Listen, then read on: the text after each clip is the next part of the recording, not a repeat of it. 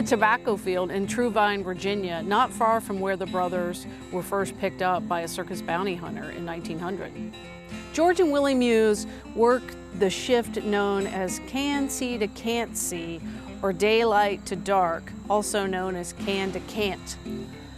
Truevine is a tiny little rural crossroads. It consists basically today of a very vibrant but small church, and there's not a lot here in terms of businesses, but it's a pretty vibrant community. A lot of older people, but if you show up to church on Sunday morning, you get a real sense of the spirit of the community here. So in 1893, one of the most notorious events took place, and it really cemented Roanoke as a really violent and difficult place to be an African American during segregation. And that was the lynching of a furnace worker named Thomas Smith, who was accused, based on very scant evidence, of having assaulted a white woman on the Roanoke City Market. Police arrested Thomas Smith.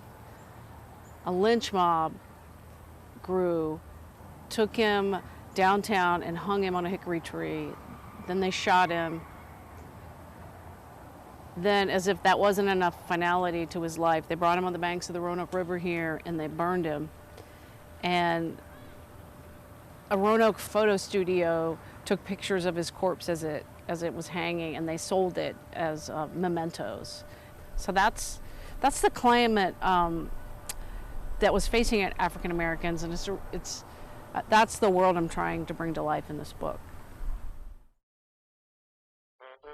So this was the site of the Roanoke City Fairgrounds in 1927 when Ringling Brothers and Barnum and Bailey made its first stop in Roanoke, and somehow it came to Harriet Muse, an illiterate maid.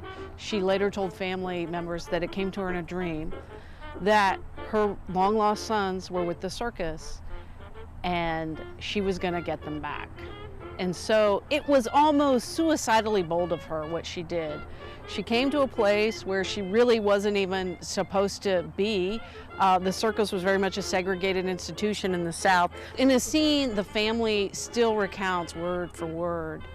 Georgie saw their mother and he elbowed his brother Willie and he said, "Look, there's our dear old mother. She's not dead."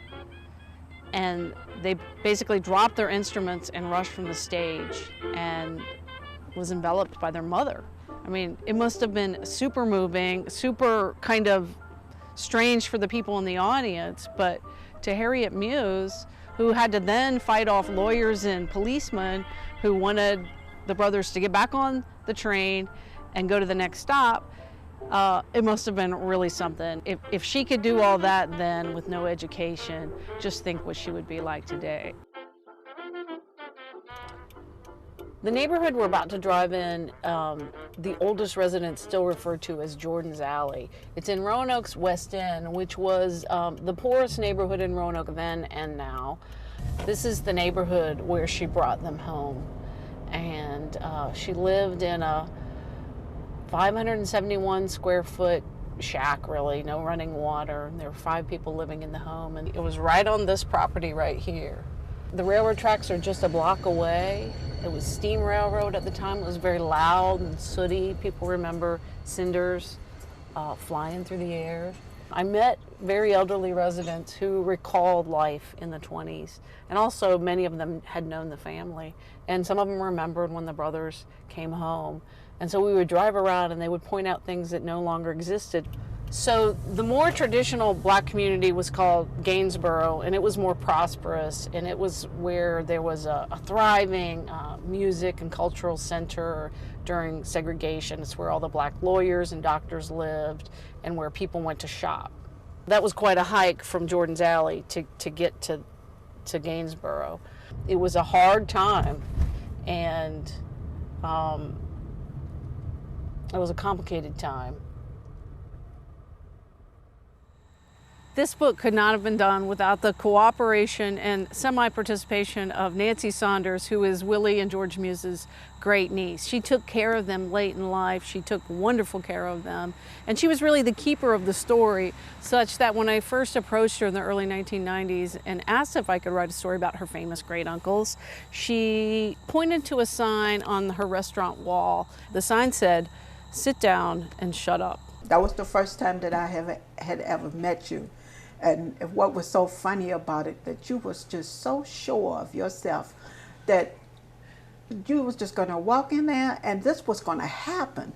And I said, just look at that little thing. She just don't realize Scratch has met his match.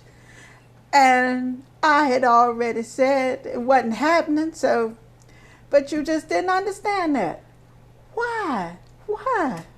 Luckily, a few years ago, she relented and gave me her blessing to write the story as a book, as long as I remembered that in the end, Uncle Willie came out on top. If we don't have discussions and talk about these things and our history, that a lot of people won't know, a lot of people don't understand, and what the struggle was all about, and where we've come, but we still got a long ways to go.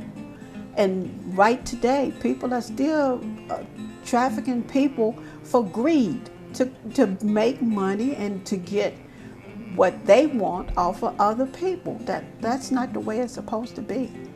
And when you stop and think about it, just because somebody's a little different or they don't seem to look like what you feel like they should look like, that's still somebody's family. That's still someone's loved one.